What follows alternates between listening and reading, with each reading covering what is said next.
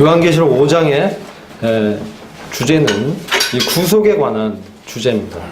그래서 주님께서 이 요한계시록을 이 요한에게 보여주시고 지금 우리가 이 책을 읽으면서 우리 주님의 구원의 이 목적이 어떻게 이루어지는지 우리가 살펴볼 수 있습니다. 많은 분들이 요한계시록이 심판의 책으로 생각하시는데 그렇지 않습니다. 요한계시록은 주님의 구속의 역사가 어떻게 이 땅 가운데 나타나는지를 기록하고 있습니다. 그래서 주님의 어떠하심을 드러내시면서 주님이 얼마나 놀라우신 분이신가, 주님 자신이 자신에 관해서 이 계시를 해주신 것입니다. 그래서 이 세상과 또 교회와 또 유대인과 이방인들을 향한 하나님의 원대한 구원의 이 계획이 담겨 있는 것입니다. 하나님 얼마나 놀랍게 당신의 구원의 역사를 이루시는지를 우리는 이 말씀을 통해서 분명하게 보고, 우리가 받은 이 구원이 얼마나 완전한 구원이고 주님의 놀라운 구속의 계획 가운데 있는지를 분명하게 보여주심으로 우리가 이 땅을 영생의 소망을 갖고 하나님의 영광의 그 부활에 참여하는, 그분과 함께 영원히 다스리는 이 통치의 유업이 우리에게 소망으로 주어졌다는 이 놀라운 소망으로 지금 현재 이 세상을 이기면서 나아갈 수 있도록 주님이 특별히 성도들에게 약속하신 이 말씀을 우리가 보게 되는 것입니다. 이 계시록 5장 1절부터 함께 5절까지 읽어보도록 하겠습니다. 함께 읽겠습니다. 시작. 내가 보매 보좌에 앉으신 이의 오른손에 책이 있으니 안팎으로 썼고 7 인으로 봉하였더라.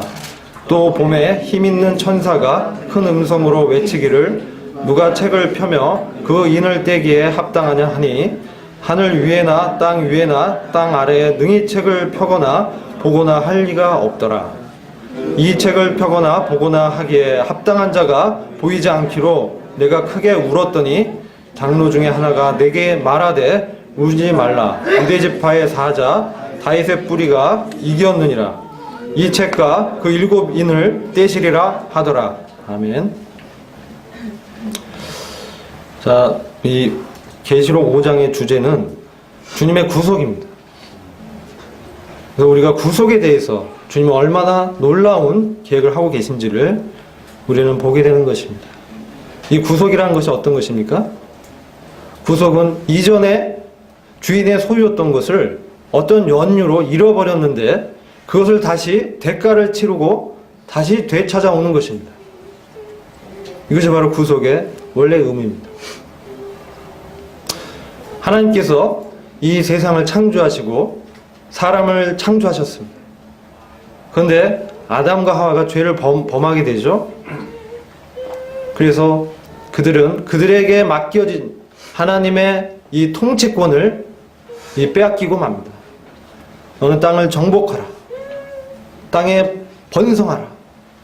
하나님께서 맡기셨는데 그만 그것을 잃어버리고 맙니다. 공중 권세 잡은 자, 이 세상 신인, 이 마귀가 그것을 찬탈해 간 것입니다.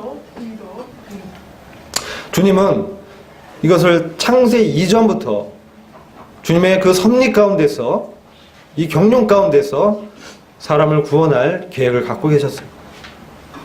그래서 사람을 구속하고 또 구원하여 그를 하나님과 교제하고 사귐을 갖는, 하나님의 덕을 널리 전파하는 친백성으로 삼고자, 하나님의 아들들로 삼고자 부르신 것입니다. 교회로 또한 부르신 것입니다.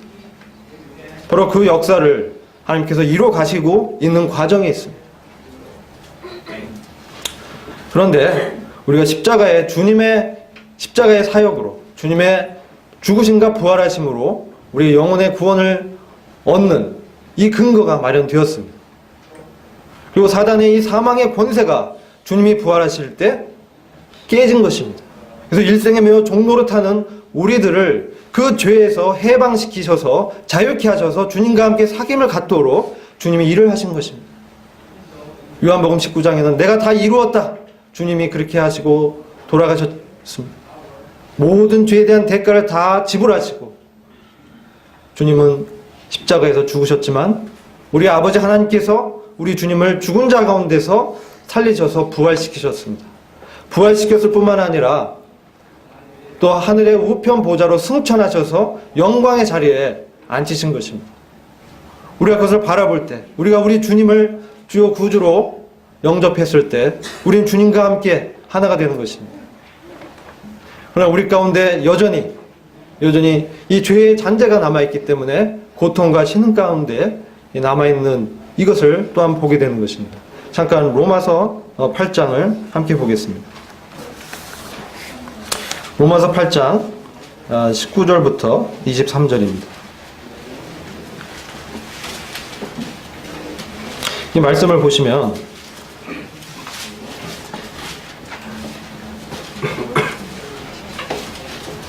이 피조물에 고대하는 바는 하나님의 아들들에 나타난 것이니. 로마서 8장 19절부터 23절입니다. 피조물에 고대하는 바는 하나님의 아들들에 나타나는 것이니 피조물이 허무한데 굴복하는 것은 자기 뜻이 아니요 오직 굴복해 하신 이로 말미암음이라. 그 바라는 것은 피조물도 썩어짐의 종로로 딴 데서 해방되어 하나님의 자녀들의 영광의 자유에 이르는 것이니라. 피조물이 다 이제까지 함께 탄식하며 함께 고통하는 것을 우리가 아나니 이뿐 아니라 또한 우리 곧 성령의 처음 익은 열매를 받은 우리까지도 속으로 탄식하며 양자될 것 곧 우리 몸의 구속을 기다립니다. 이 피조물은 이 지어진 이 동물들과 또 식물들과 이 세상에 있는 것들을 나타냅니다. 우리 사람도 사실 피조물이죠. 사단도 피조물입니다. 근데 그들이 창세기 3장에 보면 아담이 하와와 함께 에덴 동산에서 범죄했을 때 그들이 하나님의 이 심판을 받게 됩니다. 그래서 아담은 평생 땀을 흘려서 수고해야 먹을 것을 얻게 되죠. 여자인 하와는 어떻습니까? 남편을 사모해야 되고 또 해산하는 고통을 더하셔서 고통 가운데 아이를 낳게 하게 하셨죠. 이 뱀은 어떻습니까? 이 사단의 대리인 뱀은 평생 기어다니면서 흙을 먹게 됩니다. 이런 저주를 받게 됩니다. 그런데 말씀을 자세히 보시면 땅 또한 저주를 받게 됩니다. 땅이 저주를 받아서 가시의 엉겅퀴를 내게 되고 사람이 힘을 다하여 노동해야만 거기서 열매를 얻게 되도록 어려워진 것입니다. 그래서 그 이후에는 이 땅의 그 저주 가운데 아직 있는 것이죠. 이 피조물도 저주 가운데 있는 것입니다. 땅의 저주 가운데 포함돼서 피조물의 이 육식동물이 생기는 거죠. 그전에는 이들이 노아 홍수 이전에는 피조물이 어땠습니까? 이 육식동물이 없었어요. 그들은 식물을 먹었어요. 근데 홍수 사건 이후에는 이제 동물을 먹게 되죠. 그래서 그런 양육강식의 원리가 생기게 되고 지금 우리 인간도 계속적으로 이런 양육강식의 원리가 보이진 않지만 우리 가운데 역사하고 있는 것입니다. 그래서 이 세상은 어떻습니까? 계속해서 세상은 이 종말로 달려가고 있는 것입니다. 이 땅은 계속해서 이 화석 연료를 통해서 이 자원을 공급하지만 이것도 한계가 있는 것입니다. 우리가 먹는 식량도 한계가 있는 것입니다. 인구는 점점 불어나서 이 지구가 감당할 수 있는 그 수준을 넘어서까지 이제 가게 되는 것입니다. 그래서 인류는 계속해서 전쟁을 반복해 오면서 사람이 많이 죽고 이런 일들이 이제 반복되고 있죠. 결과적으로는 바로 하나님을 거절하고 믿지 않는 이 세상은 멸망으로 가게 되는 것입니다. 근데 거기서 우리 주님께서 이 구속의 역사를 일으키신 것이죠. 그래서 십자가를 통해서 우리 주님을 믿는, 십자가의 사역을 믿는, 주님을 주와 구주로 영접한 이런 사람들에게는 영생을 약속하셨습니다. 그럼 영생이 어떤 것입니까? 영원히 사는 것입니까? 우리가 하늘나라에 가서 영원히 사는 그것이 영생의 다입니까? 그렇지가 않습니다. 영생은 요한복음 6장을 보면 영생은 하나님과 영원히 있으면서 부활의 영광에 우리가 이 참여하여 영광스러운 아들의 이 유업을 얻는 것입니다. 그리스도와 함께 공동 상속자가 되는 것입니다. 그래서 주와 함께 다스리면서 주님과 함께 사귐을 더 깊이 갖고 그 주님을 찬양 드리면서 영광의 찬양 자체가 되는 것이 주님의 이 구원의 목적인 것입니다. 단순히 우리가 구원받아서 하늘나라 가는 티켓을 얻은 것에 그치지 않는 것입니다. 주님의 덕을 널리 전파하면서 주님과 함께 이 땅에서 교제하면서 주님의 성품을 닮아가면서 주님의 인격이 우리 가운데 드러나면서 주의 성령의 인도함을 따라가서 하나님의 통치가 우리의 삶 가운데 나타나서 우리가 왕같은 제사장의 역할을 다하게 하는 것이 우리를 부르신 목적인 것입니다. 바로 이것이 주님께서 구속의 이 목적으로 삼으시고 그것을 계속해서 해나가고 있는 것입니다. 이제 그 주님의 구속의 이 목적이 완성될 날이 다가오고 있습니다. 지금 로마서 8장 23절 보시면 피조물뿐만 아니라 성령의 처음 익은 열매를 받은 우리까지도 속으로 탄식하며 양자됐고 곧 우리 몸의 구속을 기다리느니라. 믿음의 결국 영혼의 구원을 바란다라는 이 히브리서 말씀과 연결이 되어 있는 것이죠. 영혼은 구원받았습니다. 성령의 처음 익은 열매를 받았습니다. 그러나 여전히 이 구원을 갈망하는 것은 우리 가운데 탄식하며 양자될 것을 바라고 있는 것입니다. 주님과 같은 몸을 입고 영원히 썩지 않는 몸을 입고 더 이상 죄의 존재에서 신음하지 않는 죄의 존재를 벗어난 죄의 권세에서 우리가 벗어나서 실질적으로 죄가 없는 그런 몸을 입고 주님과 함께 영원히 교제하는 주님과 영원히 다스리는 이 놀라운 영광의 이 구원을 주님께서 예비하셨던 것입니다. 이것이 바로 몸의 구속을 통해서 완성이 되는 것입니다. 그럼 이것이 언제 완성되냐? 피조물에 고대하는 바는 하나님의 아들들에 나타나는 것이니 21절 보시면 그 바라는 것은 피조물도 썩어짐의 종로로 탄 데서 해방되어 하나님의 자녀들의 영광의 자유에 이르는 것입니다. 우리가 죄인으로 태어나서 죄의 열매를 먹으면서 죄들을 산출하면서 이제 지옥에 갈 수밖에 없는 죄인들이었는데 주님께서 참 하늘의 이 부요함을 포기하시고 가난하게 되셔서 우리를 부요케 하시고 주님의 자녀로 삼으셔서 하나님의 아들들로 이 땅 가운데 주와 함께 살 수 있도록 우리를 구속하셨습니다. 우리가 구원받았을 때 믿을 때 성령께서 우리 안에 오셨습니다. 이 성령의 인도함에 따라 가는 사람들이 바로 하나님의 아들들이라고 했습니다. 그래서 피조물에 고대하는 바가 하나님의 아들들이 나타나는 것인데 이것은 단순히 우리가 구원받아서 이 땅 가운데서 생활하는 그것뿐만 아니라 하나님의 아들들로 하늘의 그 영광 가운데 주님과 함께 임하는 것을 말씀하는 것입니다. 주님이 이 땅에 다시 오셔서 주님의 구속을 완성하실 그때를 피조물도 바라고 있는 것입니다. 왜 그렇습니까? 이 땅의 저주 가운데 있죠. 가시 엉겅퀴를 내고 있습니다. 동물들은 다른 동물을 먹어야 됩니다. 점점 이 지구는 더 이상 자력으로 이 지상에 사는 사람들을 충족시켜줄 식물을 낼 수 없게 될 것입니다. 이것을 해결할 수 있는 것은 이 인간의 노력으로는 불가능한 것입니다. 그동안 인류 역사 동안 많은 사람들이 과학을 연구하고 또 식물을 만들어내고 자원을 개발하고 그렇게 하지만 그것은 한계가 있는 것입니다. 결국은 이 지구는 종말로 가는 것입니다. 하나님께서 그렇게 말씀하셨습니다. 하나님이 없다면 영생이 없는 것입니다. 영원한 삶이 여기에 이 땅 가운데 이루어질 수가 없는 것입니다. 그리고 하나님과 함께 생명을 나누는 이 구원의 목적이 주님의 다시 오신 가운데서 이루어지도록 주님이 그렇게 계획을 하신 것입니다. 주님이 다시 오실 때 이 땅은 변화가 될 것입니다.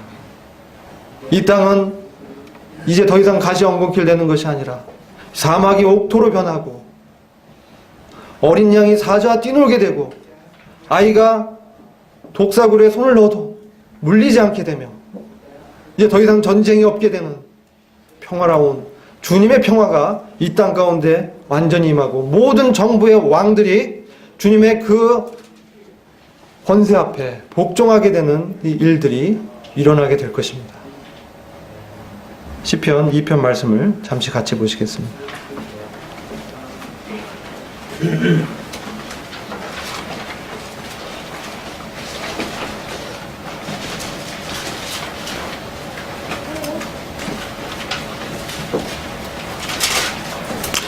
이 시편 2편 말씀은 주님이 다시 오실 때에 주님의 이 통치를 거절했던 이 세상 왕들이 어떻게 심판을 받는지를 시편 기자가 영감으로 기록해 놓은 것입니다.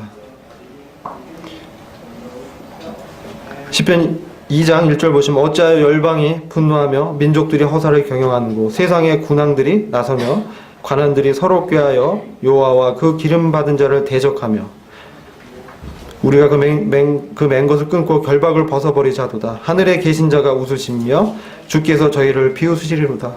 그때 분을 바라며 진노하사 저희를 놀래어 이르시기를 내가 나의 왕을 내 거룩한 산 시온에 세웠다 하시리로다. 8절입니다. 내게 구하라. 내가 열방을 유업으로 주리니 내 소유가 땅끝까지 이르리로다. 하나님의 아들이 아버지께서 하나님의 아들에게 이 열방을 이방 나라들을 유업으로 주겠다고 말씀한 거예요. 그래서 하나님의 아들의 소유가 땅끝까지 이르게 되고 그리고 9절 보시면 철장으로 저희를 깨뜨리며 질그릇같이 부수리라 하시도다. 그래서 11절 보시면 여호와를 경외함으로 섬기고 떨며 즐거워할지어다. 세상의 군왕들이 여호와를 우리 주님을 대적하지만 주님이 오셔서 그들을 심판하심으로 철장으로 그들을 깨뜨리고 그들의 권세를 깨뜨림으로 정말 이 세상에 진정한 주가 누구인지를 보여주시는 것입니다. 여러분 다시 계시록 5장에 돌아와서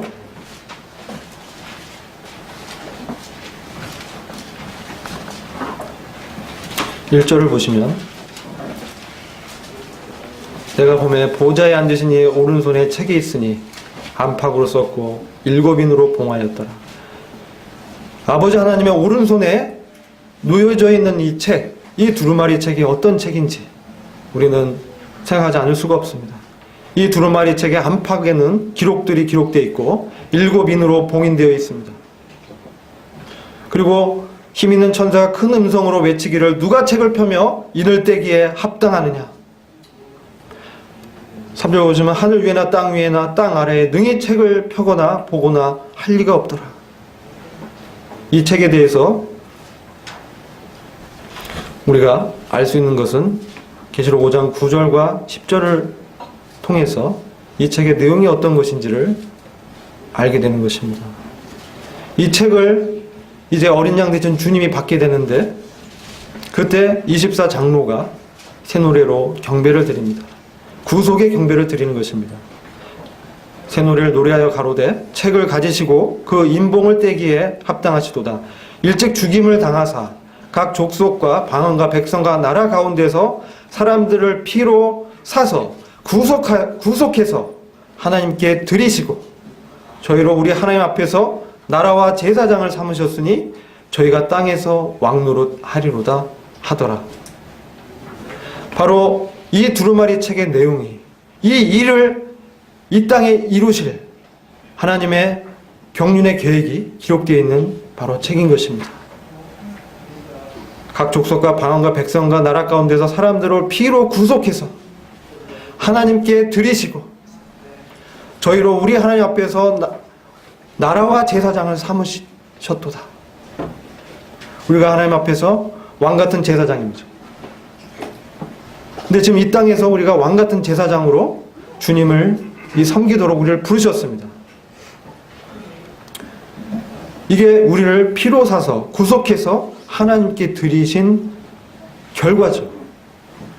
근데 이 땅 가운데 하나님 앞에서 나라와 제사장을 삼았을 뿐만 아니라 우리가 땅에서 왕노릇 하리로다. 이 땅에서 주님과 함께 다스리는 그 영광에 들어가도록 하는 것이 하나님의 구원의 이 목적인 것입니다. 그것을 이룰 이 내용들이 그 권리가 이 책에 기록되어 있는 것입니다.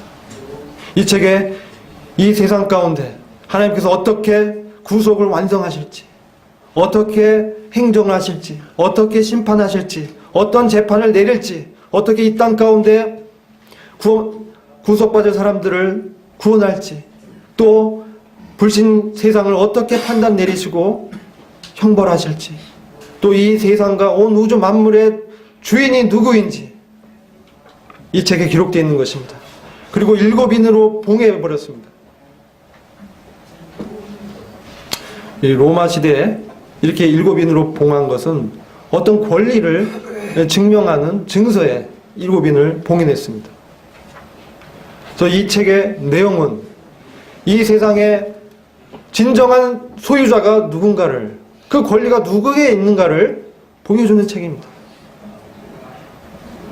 그래서 구속에 관한 책이라고 말씀을 드린 것입니다. 구속은 이 세상의 창조주 하나님의 이 소유물인, 창조주 하나님을 거절하고 믿지 않는 이 불신 세상을 어떻게 다시 우리 주님께서 자기 것으로 취해오시는가, 이것을 기록해 놓은 것인 것입니다. 이 세상은 주와 그리스도가 다스리도록 하시기 위해서 하나님이 어떻게 하실 것인지 이것이 기록되어 있는 것입니다. 이 책은 아무나 받을 수가 없습니다. 그것은 이 책을 받고 인을 펼 때 이제 계시록 6장부터 섭리의 심판이 행해지며 이제 나팔의 심판과 대접의 심판을 통해서 어떻게 불신 세상을 심판할 것이며 그 가운데서 이방인 중과 유대인 중에서 어떻게 하나님께서 구원을 할 백성들을 더 얻으실지, 그것이 이 내용이 기록되어 있는 것입니다. 참으로 이 책은 주님의 구원의 원대한 계획을 담고 있는 것입니다.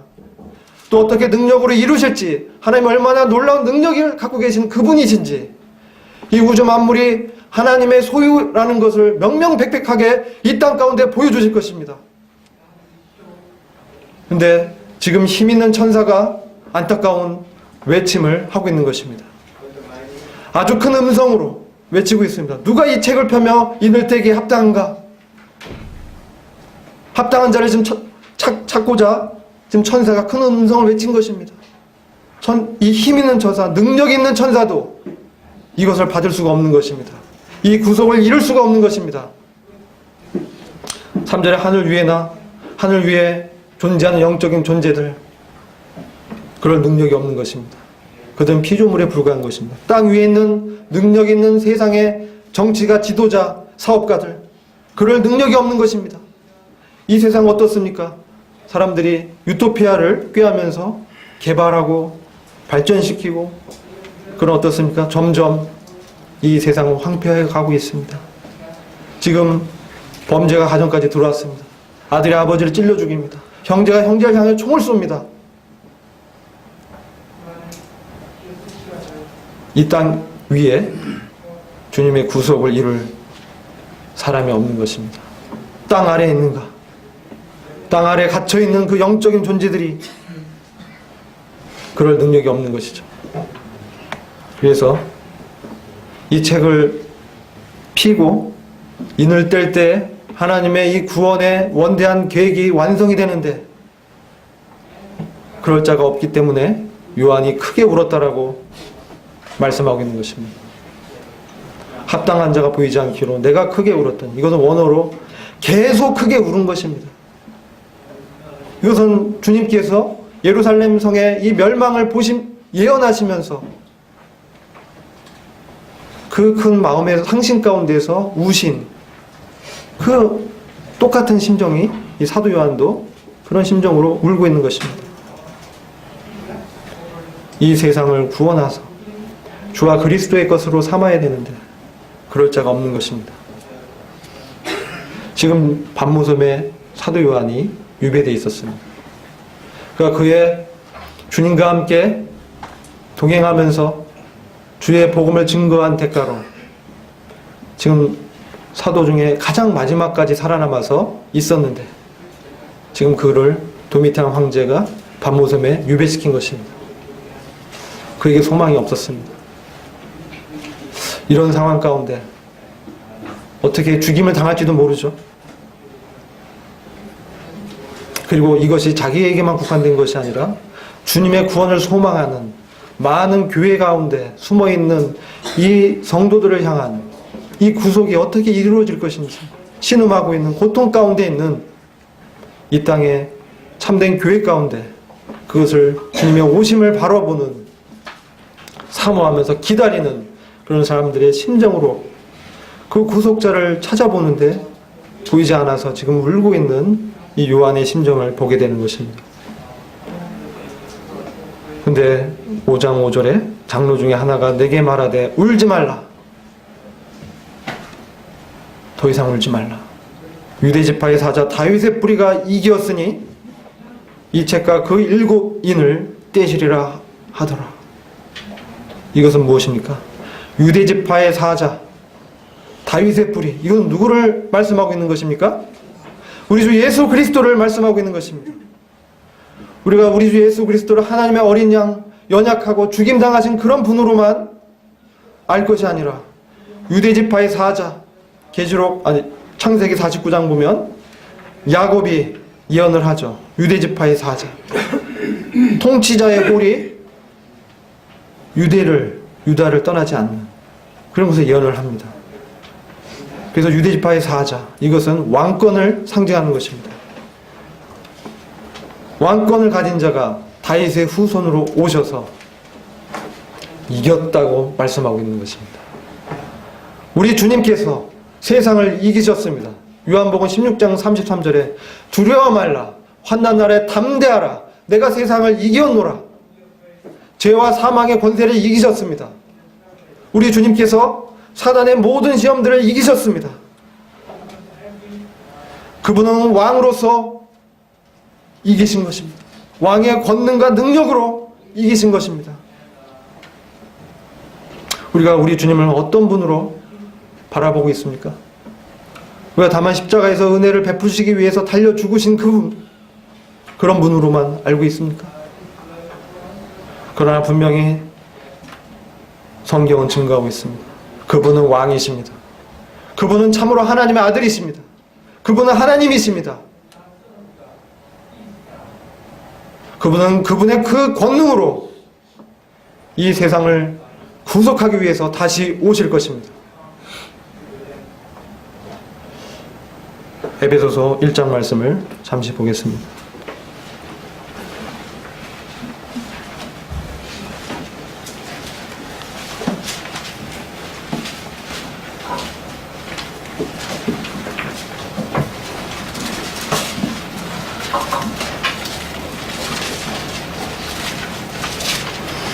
에베소 1장 4절부터 6절 말씀입니다.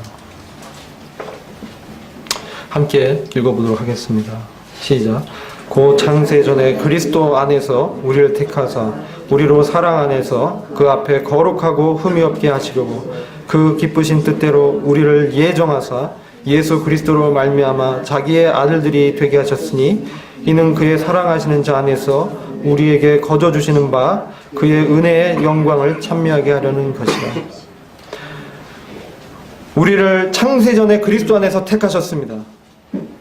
그 택하신 목적이 주님의 사랑 안에서 거룩하고 흠없는 그런 자로 세우시기 위해서, 또 기쁘신 뜻대로 우리를 그리스도로 말미암아 하나님의 아들들로 되게 하시기 위해서 우리를 예정했다라고 말씀하고 있습니다. 이 하나님의 아들들은 단순한 자녀의 관계가 아니라 하나님 아버지의 권리를 이어받을 양자로서의 그런 아들을 말씀하고 있는 것입니다. 아버지의 모든 권리를 받을, 아버지와 함께 통치할 그런 통치권을 갖고 있는 그 양자를 말씀하고 있는 것입니다. 그것을 창세전부터 예정하셨다고 말씀하고 있습니다. 창세전부터 저와 여러분을 예정하셨습니다. 하나님의 아들들로 함께 다스리자고 부르신 것입니다. 그래서 7절에 보시면 6절 후반부에 잠깐 더 보시면 그의 은혜의 영광을 찬미하도록 하셨습니다. 그분의 은혜가 얼마나 놀랐습니까? 우리와 같은 죄인, 우리 안에 들여다보면 참 썩어질 것들이 많지만 우리 주님께서는 은혜로 저희를 구원하셨어요. 그래서 우리에게 그분의 은혜가 얼마나 놀라운지 그 영광을 찬미하도록 하셨습니다. 이것이 우리를 구속하신 그 목적을 보게 됩니다. 그러나 여기에 멈추지 않습니다. 9절 보시면 그 뜻의 비밀을 우리에게 알리셨으니 그 기쁘심을 따라 그리스도 안에서 때가 찬 경륜을 위하여 예정하신 것이니 하늘에 있는 것이나 땅에 있는 것이 다 그리스도 안에서 통일되게 하려 하심이라. 주님께서 그분의 심중에 있는 창세 전부터 그 마음에 품었던 그 비밀을 알리셨습니다. 영생은 아버지와 그 아들, 보내신 자 그 아들 예수 그리스도를 아는 것이니라. 너희가 성경에서 영생을 얻기 위해서 상고하지만 그 영생이 나에 관하여서, 성경은 나에 관해서 증거하고 있는 것이다. 무엇입니까? 아버지의 마음 가운데 심중에 그 품은 뜻은 모든 것을, 하늘에 있는 것이나 땅에 있는 것을 그리스도 안에서 복종시키는 것입니다. 그리스도 안에서 통일되게 하시는 것입니다. 그리스도 안에서 때가 차면 그것을 이루실 것입니다. 우리가 주님을 바라보고, 우리가 주님을 묵상하고, 우리가 주님을 배워가고 있습니다. 하나님을 아는 것에서 자라가고 하나님의 뜻으로 마음을 채우라고 말씀하고 있습니다.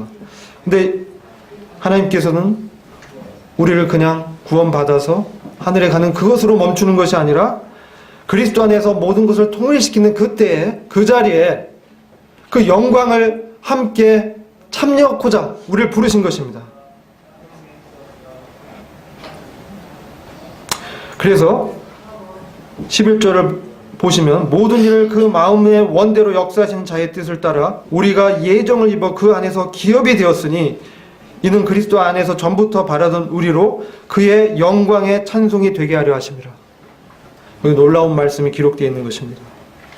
어떻게 우리와 같은 자가 아버지 하나님의 영광의 찬송이 되게 된다는 말씀입니까?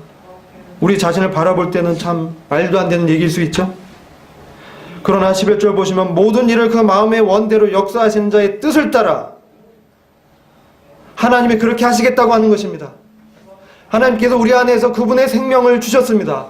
그리스도 안에 우리를 두셨습니다. 우리는 이제 우리에게 주신 하나님의 그 모든 신령한 복을 이 땅 가운데서 누릴 수 있도록 주님이 부르셨다는 것을 보게 되는 것입니다.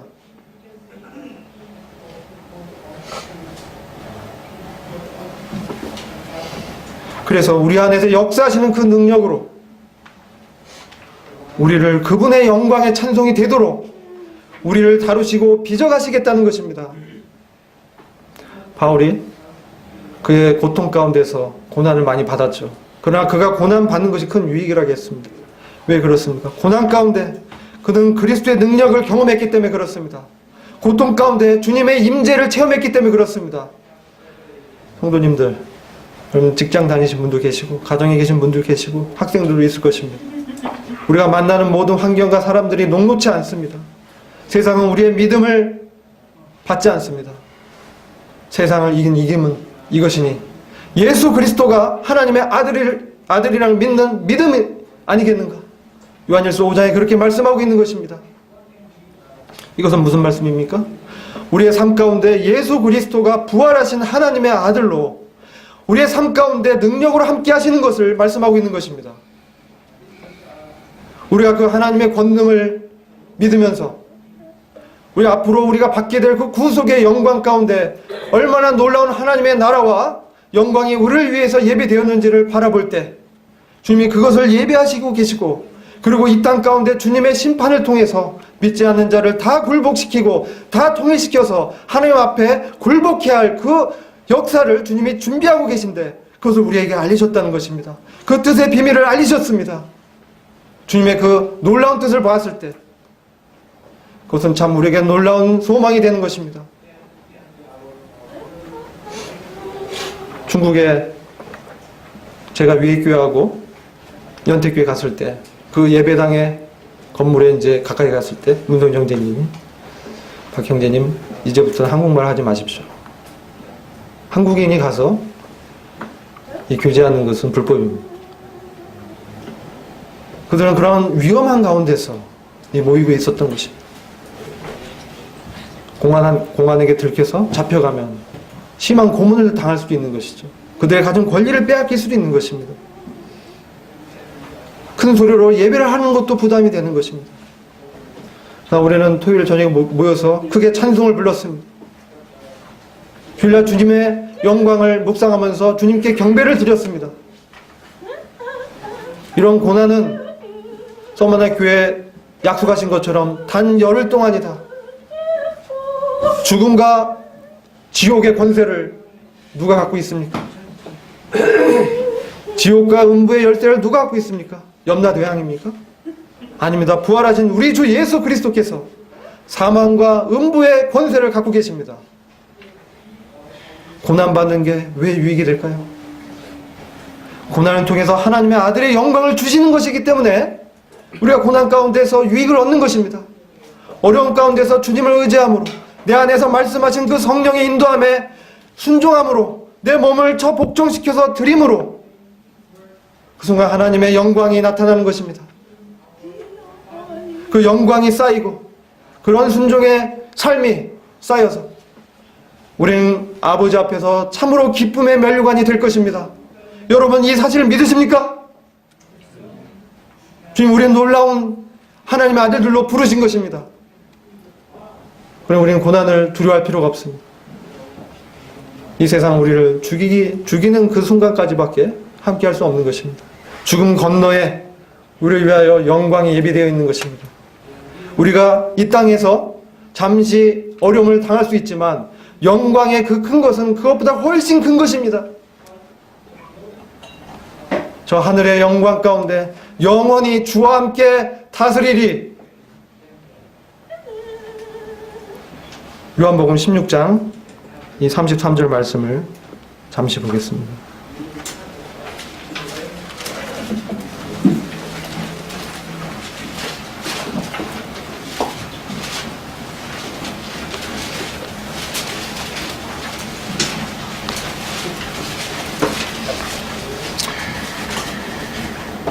이것을 너희에게 이름은 너희로 내 안에서 평안을 누리게 하려 합니다. 세상에선 너희가 환난을 당하나 담대하라, 내가 세상을 이겼노라. 아멘. 주님이 배반당할 것을 제자들에게 알리셨습니다. 그리고 자기가 혼자 남게 될 것이라고 알려주셨습니다. 그러나 내가 혼자 있는 것이 아니라 아버지께서 나와 함께 계시느니라. 내가 혼자 있는 것이 아니라 아버지께서 나와 함께 계시느니라. 이것을 너희에게 이름 너희로 내 안에서 평안을 누리게 하려 함이라. 세상에선 너희가 환난을 당하나 담대하라, 내가 세상을 이겨오노라. 왜 주님께서 주님의 마음의 심중에 있는 것들을, 그 뜻의 비밀을 어떻게 구속할 것인지를 우리에게 알려주십니까? 그런 때가 임할지라도 담대하라, 내가 너와 함께 하겠다, 내가 세상을 이미 이겼다, 이렇게 말씀하고 있는 것입니다.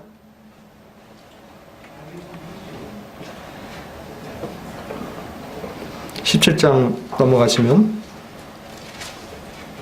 주님의 대제사장으로서의, 요한복음 17장입니다. 대제사장으로서의 기도가 여기에 기록되어 있습니다.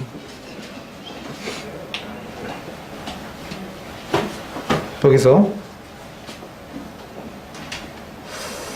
한 말씀만 보고자 합니다.